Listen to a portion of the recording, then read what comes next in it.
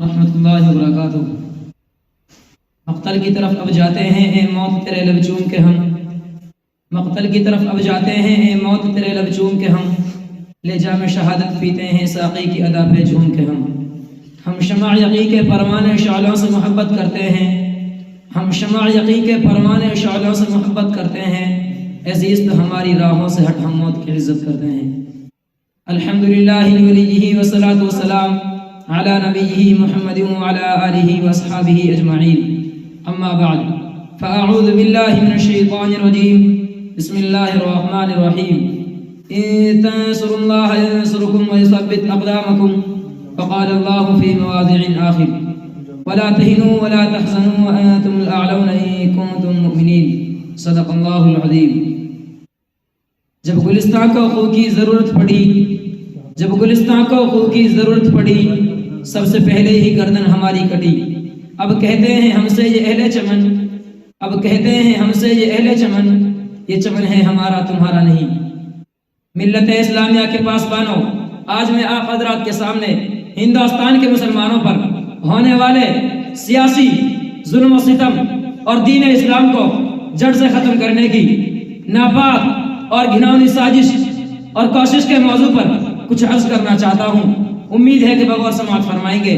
وہ ہندوستان جس کی حریت کے باغ کو مسلمانوں نے اپنے خون جگر سے سینچا تھا، وہ ہندوستان جس کی آزادی کی خاطر بحر نہ آشنائے ساحل میں کود پڑے تھے اور موجوں سے کھیلتے ہوئے منجدھار تک جا پہنچے تھے، بے پناہ قربانیوں کے ذریعہ اس کو پروان چڑھایا تھا۔ آج اسی ہندوستان میں مسلمانوں کو طرح طرح کی اذیتیں اور تکلیفیں پہنچائی جا رہی ہیں۔ مسلمانوں کے قلوب سے اسلام کی محبت کو ختم کرنے کی نہایت ہی گھناؤنی اور ناپاک سازشیں ہو رہی ہے۔ اس میں شک و شبہ نہیں کہ دنیا میں حق و باطل کا تصادم روز ازل سے جاری ہے۔ ظالم و جابر، طاقت و کمزور و مظلوم کی کہانیاں بہت قدیم ہیں۔ خرمن انسانیت پر کئی بار بجلیاں گری ہیں، باغ آدم میں کئی آندھیاں آئی ہیں، وحشت و بربریت نے بارہا انسانیت کا منہ نوچا ہے اور حیوانیت کا ننگا ناچ کیا ہے۔ اور اس میں شک نہیں کہ ہم پر مسائل کے پہاڑ ٹوٹ رہے ہیں۔ ہم مظلوموں بے قصوروں کو فرقہ پرستوں نے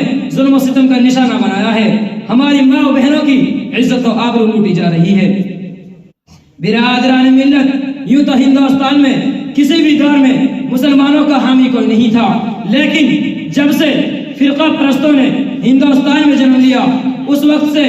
مسلمانوں کی رہی سہی سکون و چین چھن گیا، کیونکہ ان فرقہ پرستوں نے ہمہ وقت مذہب اسلام کو مٹانے کے لیے نہ جانے کیسی کیسی رچنا رچی ہیں۔ غور تو کریں، کبھی وندے ماترم جیسی گندی و ناپاک چیز کو نافذ ہونے کا حکم ہوتا ہے، جس کی وجہ سے نیند حرام ہو گئی تھی۔ آج بھی بہت سارے اسکولوں میں یہ گیت گائے جاتے ہیں، جس گیت میں سراسر کفر بھرا ہوا ہے، جس گیت کو ایک بار پڑھنے سے انسان خارج اسلام ہو جاتا ہے، جس گیت کو ایک بار پڑھنے سے مسلمان نہیں رہتا۔ آج وہی گیت ہندوستان کے مدارس و مکاتب میں پڑھنے کے لیے بچوں کو مجبور کیا جا رہا ہے۔ آج ہندوستان میں مدارس و مکاتب کو ختم کرنے کی کوششیں کی جا رہی ہے۔ ہندوستان کے مدارس کو دہشت گردی کا اڈا قرار دیا جا رہا ہے اور یہ الزام لگایا جا رہا ہے کہ جتنے بھی فسادات ہو رہے ہیں ان کے پیش اور لیڈر ملا ہیں،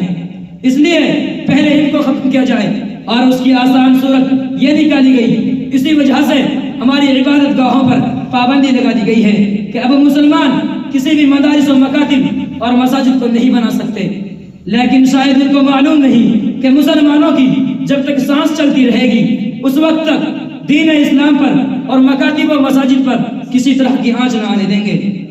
ہم تمہاری دھمکیوں سے خوف کھا سکتے نہیں، ہم تمہاری دھمکیوں سے خوف کھا سکتے نہیں، ظلم کے آگے ہم اپنا سر جھکا سکتے نہیں، اور ہے یہی تاریخ اپنی، ہے یہی اپنا فلسفہ، اور ہے یہی تاریخ اپنی، ہے یہی اپنا فلسفہ، ہم زمانے میں دبانے سے ابھرتے ہیں سدا۔ عزیزان گرامی، اگر وطن ہماری جان مانگے تو جان دیں گے، اگر وطن ہمارا مال مانگے تو مال دیں گے، اگر وطن ہماری اولاد مانگے تو اولاد دیں گے، اگر وطن ہمارا تن من دھن مانگے تو سب کچھ دیں گے، لیکن یہ نہیں ہو سکتا کہ مسلمان نبی کریم صلی اللہ علیہ وسلم کی جاہ و جلال دے، یہ نہیں ہو سکتا کہ مسلمان آخرت کو چھوڑ کر دنیا کو ترجیح دے۔ آپ حضرات کو تاریخ یاد ہوگی کہ انگریزوں کی ظلم و زیادتی جب حد سے آگے بڑھی اور انہوں نے اسلامی قلعہ کو مسمار کر کے اس پر تسلیث عقیدے کی بنیاد رکھنا چاہا تھا، انہوں نے اسلامی قلعہ کو مسمار کر کے اس پر تسلیس عقیدے کی بنیاد رکھنا چاہا تھا تو سب سے پہلے حضرت صاحب عبدالعزیز صاحب علیہ الرحمہ میدان جہاد میں بے جھجک کود پڑے اور افضل الجہاد کلمت حق عند سلطان جاہر کے جذبہ پیکرا سے سرشار ہو کر ہندوستان کے دارالحرب ہونے کا فتویٰ دیا اور اس بات کا تہیہ کر لیا تھا کہ غلامی کی زنجیر کے ٹکڑے ٹکڑے کر کے ہی دم لیں گے، جس کے نتیجے میں مسلمانوں کو مصائب و مشکلات کے کن کن مراحل و دشوار گزار گھاٹیوں اور وادیوں سے گزرنا پڑا۔ وہ تاریخ کا ایک المناک باب ہے۔ کسی شاعر نے کہا کہ ٹل نہ سکتے تھے اگر جنگ میں اڑ جاتے تھے، ٹل نہ سکتے تھے اگر جنگ میں اڑ جاتے تھے، پاؤں شیروں کے بھی میدان سے اکھڑ جاتے تھے، مجھ سے سرکش ہوا کوئی تو بگڑ جاتے تھے، مجھ سے سرکش ہوا کوئی تو بگڑ جاتے تھے، تیغ کیا چیز ہے ہم خوف سے لڑ جاتے تھے۔ برادران ملت وہ ٹیپو سلطان ہی کی ذات تھی جس نے یہ کہہ کر گیدڑ کی 100 برس کی زندگی سے شیر کی ایک دن کی زندگی بہتر ہے، لوگوں کی رگے مردہ میں آزادی کی برقی لہر دوڑا دی تھی اور خود بھی انگریزوں کے خلاف برسر پیکار رہے، یہاں تک کہ میسور کی دھرتی پر خون کا آخری قطرہ بھی آزادی کی خاطر بہا کر شہید ہو گئے۔ اگر یہ مسلم قائدین کا قافلہ غلام ہندوستان کے پرپیچ اور بھیانک جنگل میں آزادی کی شاہ راہ بنانے کی غرض سے سرگرم سفر نہ ہوتا تو تنگ نظر احسان فراموش غدار جو ہم سے وفاداری کی سند مانگتے ہیں ان غداروں سے میں کہتا ہوں اگر ہم ہیں غدار تو پابند وفا تم بھی نہیں، اگر ہم ہیں غدار تو پابند وفا تم بھی نہیں، اپنی کثرت پہ نہ اتراؤ خدا تم بھی نہیں۔ یہ فرقہ پرست اس ملک کو کبھی بھی آزاد نہیں کر سکتے تھے۔ آپ حضرات مجھے بتائیں کیا مسلمانوں نے جنگ آزادی اس لیے لڑی تھی کہ صاحب اقتدار ہو جائیں؟ کیا مسلمانوں نے اپنا خون اس لیے بہایا تھا